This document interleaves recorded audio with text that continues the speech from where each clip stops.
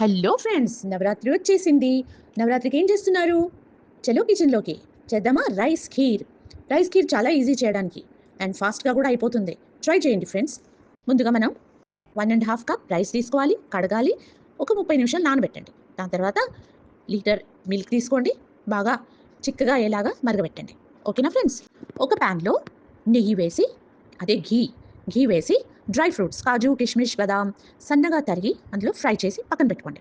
అదే ప్యాన్లో అదే ఘీలో రైస్, మనం కడిగి పెట్టుకొని నానబెట్టిన రైస్ మొత్తం నీళ్లు తీసేసి అందులో వేసి ఫ్రై చేయండి.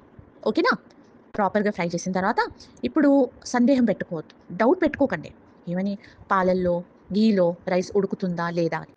రైస్ ఫ్రై చేసుకున్న తర్వాత అందులో కొద్దిగా నీళ్ళు వేసి రైస్ మంచిగా ఉడకబెట్టండి. ఉడకబెట్టిన తర్వాత ఒక 2-3 స్పూన్స్ రైస్, ఉడికిన రైస్ తీసి పక్కన పెట్టండి. పెట్టారు కదా, పెట్టిన తర్వాత మిగిలిన రైస్కి బాగా మెత్తగా మ్యాష్ చేయండి. మ్యాష్ చేసేసి ఆ రైస్ని కూడా ఇందులో యాడ్ చేయండి. మనకి ఎట్లా అంటే కొంచెం మెత్తగా రైస్ ఉంటుంది, కొంచెం డిఫరెంట్ టైప్ ఆఫ్ రైస్ కూడా ఉంటుంది, కొంచెం టేస్ట్ వైజ్ బాగుంటుంది. ఓకేనా ఫ్రెండ్స్?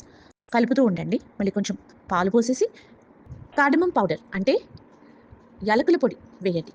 మళ్ళీ షుగర్ పౌడర్ చేసుకొని పెట్టుకోండి. ఏ స్వీట్కైనా షుగర్ పౌడర్ వేస్తే మీకు ఈజీగా అవుతుంది స్వీట్. ఓకేనా? షుగర్ పౌడర్ వేసి బాగా కలపండి.